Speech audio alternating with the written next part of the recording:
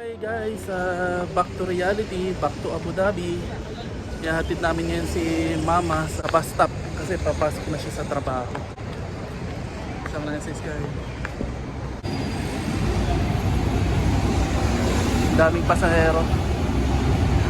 Sasakay ng bus. Number 7 siya sasakay na bus. Ito yung bus ni Mama, sasakay na si Mama. Bye Mama.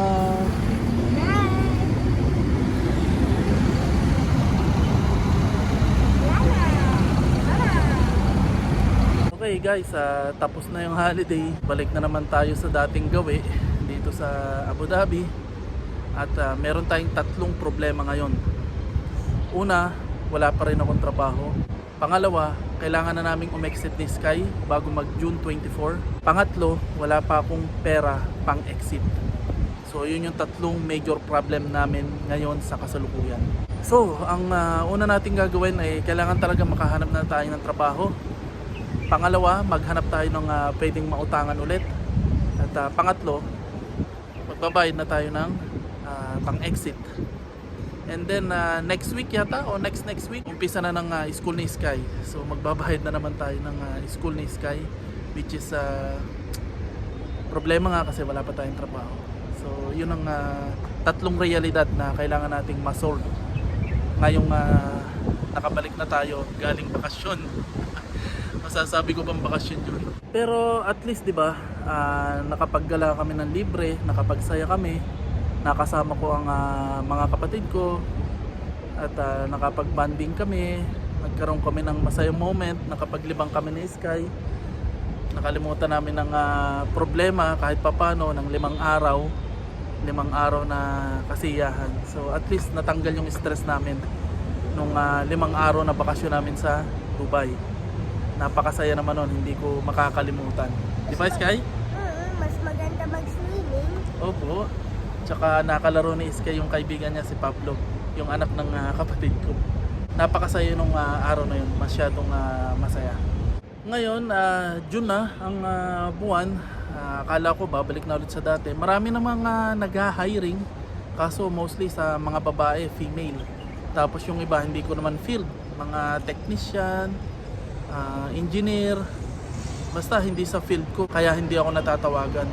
Pero may mga nag-email sa akin, kagaya nung sa airport, nag-submit na ako ng form. Hopefully magdire-diretso yun. Pero mahirap pumasa at ipagdasal ko na lang na sana matuloy yun yung sa airport na yun. And then nag-message din ako dun sa ibang company, nag-reply naman sila at sabi nila they will get in touch o tatawagan nila ako pag okay na o open na yung hiring. Kaya wait pa rin. Ang problema nga lang, aabutan na naman kami ng exit ng masaklap. Kaya ngayon bago mag June 24, kailangan makahanap ako ng pera pang exit namin ni Sky para ma-renew yung visa namin for another 2 months. At mahirap din to para sa school ni Sky kasi kailangan niyang umabsent para sa pag-exit. At yung pag-exit namin, it will take 1 or 2 days depende sa paglabas ng visa. Kaya makaka-absent talaga si Sky. Anyway, matanggap man ako sa trabaho o may tumawag sa akin, e-exit pa rin ako kasi hindi naabot sa proseso ng visa. And then si Sky, e-exit pa rin siya kasi kailangan namin at least 4,500 para sa visa ni Sky, para sa student visa or sa sponsorship. At least 4,500. So ang kagandahan nito, matanggap talaga ako sa trabaho, magkaroon ako ng trabaho para hati kami sa gastusin ni Mrs. Kasi si Mrs. nag-start na ng trabaho at yung unang sahod niya, siya yung nagbayad ng 2 buwan naming renta sa bahay. Kaya ubos agad yung unang sahod niya kasi 2 months kaming hindi nagbayad ng renta sa bahay. Buti na lang mabait yung aming may-ari ng bahay at pinagbigyan kaming hindi muna magbayad for 2 months sa bahay. Okay, so ngayon uuwi muna kami ni Sky na ihatid na namin si Mama sa bus stop. Okay, tara na. Kasi napakainit na ng panahon, humid na, summer na talaga. So paano? Mamaya na lang ulit. Papa, magte-teleport ako. O sige, teleport ka na. 1, 2, 3. Hey guys, nandito na nga kami sa bahay at kita nyo naman, gusto pa ni Sky na mag-teleport daw. So nag-teleport kami from park papunta dito sa bahay. Mag-iintay-intay pa rin tayo at wala pa rin resulta. Ayoko nang pag-usapan, ayoko nang mag-video tungkol doon sa aking paghanap ng trabaho o pagkawala ng trabaho, kasi kahit ako nabubuisit na rin ako. Kasi napakatagal na. Ano magagawa ko? Apply naman ako ng apply. Hindi lang naman ako, pati yung mga TikTok follower ko, yung mga YouTube subscriber ko, pinaghahanap nila ako ng trabaho, binibigay ko sa kanila yung CV ko. Pero ni isa, wala namang tumatawag eh. Anong magagawa ko? Paano ko ba ipipilit yung sarili ko sa mga company na hindi naman tumatawag o yung mga may-ari? Hindi ko naman kakilala yung mga may-ari. Hindi ko naman sila kaibigan. Kahit naman ako mag-submit, kahit yung mga kaibigan ko mag-submit ng CV ko. Kung wala namang vacancy o kung hindi naman ako natatawagan, edi wala rin. Kaya ang pinakamaganda niyan, connection, yung may magpapasok sa akin galing sa loob ng company. Kagaya ng ginagawa ko dati. Nung manager ako, nagpapasok ako ng mga tao. Tinutulungan ko yung mga kapwa Pilipino. Kaso unfortunately, maglilimang buwan na ngayon, wala pa. So andun pa rin tayo sa waiting na stage pa rin. Pero hindi po ako tumitigil na mag-send ng CV. Kasi kahit ako nakakaisip na akong umuwi ng Pilipinas at kinausap ko na rin yung asawa ko, kung uuwi ako, anong magiging senaryo, anong magiging mangyayari, hindi din maganda. Kumbaga wala rin kasi akong mababalikan sa Pilipinas. I mean, pagdating ko sa Pilipinas, anong magiging source of income ko? Wala pa rin naman akong ganong kalaking ipon para magnegosyo, at saka parang alam niyo yun, gusto ko pa rin maglibang sa sarili ko sa pamamagitan ng trabaho. Iniisip ko pag tumigil ako o napatigil ako, lalo ako magkakasakit. Kaya mas gusto ko yung may trabaho para kilos ng kilos, nahahasa yung isip ko, yung mga ganong bagay ba. So yun yung kasalukuyang sitwasyon at mga hinaharap kong problema. Kailangan na makahanap ng trabaho, kailangan makahanap ng pambayad sa pang-exit, at kailangan na naming umexit ni Sky bago mag June 24. Ayun, so yun yung tatlong importante namin kailangan gawin ngayong June or bago mag June 24. Sabi nung iba, ba't daw hindi ako mag-apply sa ganito, sa ganyan? Paano ako mag-a-apply kung ang hinahanap ay baker, barista, female only, engineer, technician, welder, and then kailangan naka-own visa. So paano ako mag-a-apply?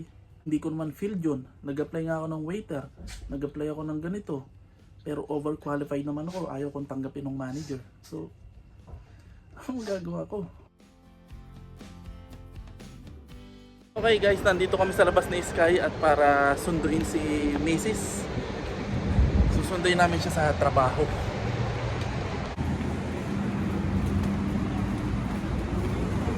Pwede na to.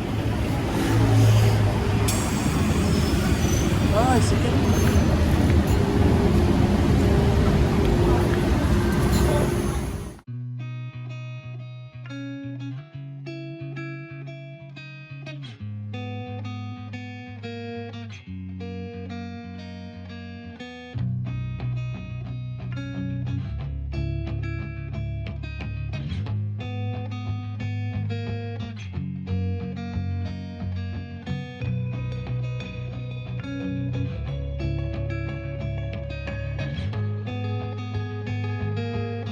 Guys, nandito na kami ni Sky sa trabaho ni Mama. So, papasok na kami sa loob. Sky, tara.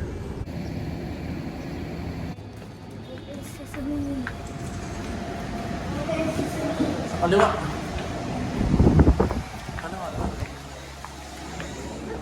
Guys, 30 minutes kaming maaga sa uwian ni Mrs. So, maglalakad-lakad muna kami dito kasi mamaya pa yung uwian niya, 6 PM, 5:30 pa lang ngayon. So gala-gala muna kami ni Sky. Hello. Ang liit ko eh. Kaya hindi ako kita.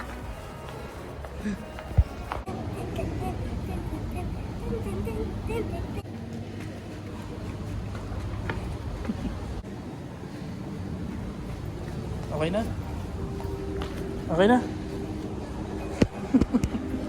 Okay, hahanapin namin si Mama. Ngayon, so-surpresahin namin si Mama, gugulatin namin siya. Pag nakita na namin, gugulatin ni Sky. Nice Sky. Okay, let's go. Tara. Ay, magpakita ka. Nakita na natin si mama.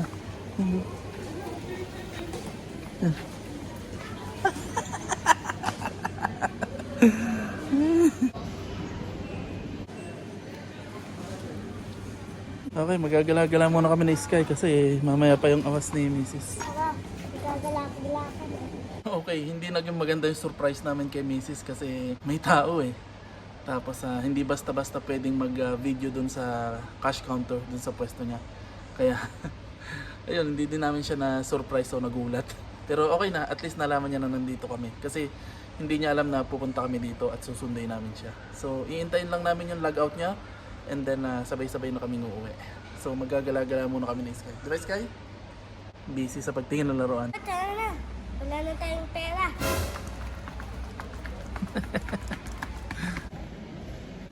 Papa, ngayon bili, wala tayong pambili. Okay guys, unfortunately, alas 7 pa yung awas ni Arlene. So, maghihintay pa tayo ng isang oras dito. Dahil ngayon ay alas 6 pa lang, 7 PM pa daw siya. Akala ko kasi 9 to 6 PM siya. Yung pala 10 to 7. So, isang oras pa tayo maghihintay dito. Pasyal-pasyal muna kami ni Sky. Kami ngayon sa food court. Gusto daw niya ng burger. At hanapin ko raw siya. Saan kaya si Sky? Dito wapa eh. Oh, sige.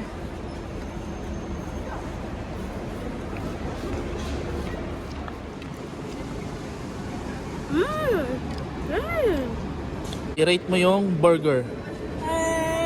Infinity out of 10. Infinity out of 10. Okay. Masarap eh. What about yung french fries? 20 out of 10. 20 out of 10? Yun ang mga chicken. Chicken, 2 out of 10 kasi spicy. Spicy? Oh, sige. Okay, bakit infinity over 10 yung burger? Kasi? Kasi ano, may cheese, Mhm. burger patty, Mhm. tapos non-patty na nasa taas, Opo. tapos may pickles, tapos ketchup. Ketchup. Okay. Thumbs up? Tapos may pa, parang rice na ganito. Sige. Guys, tapos na kaming kumain and then hinihintay na lang namin lumabas si Arlene. Eto na siya. Nakalabas na. Tapos na ang duty.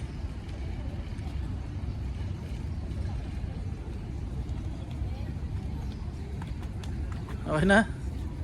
Tapos na ang duty? Tapos na. Oh, yan na. Ang init. Let's go.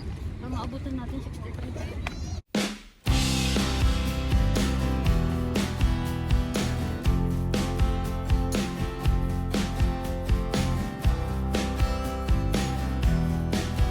Okay guys, nandito na kami sa bahay.